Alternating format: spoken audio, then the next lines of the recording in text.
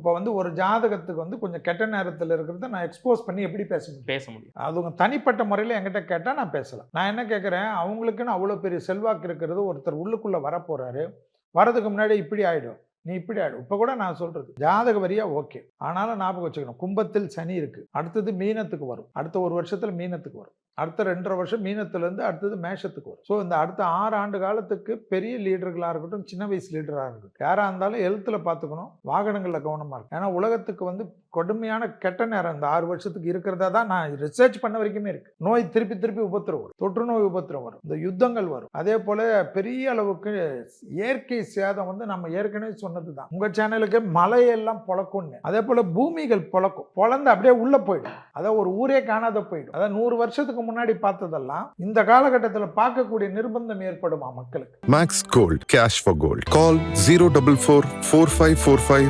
4545.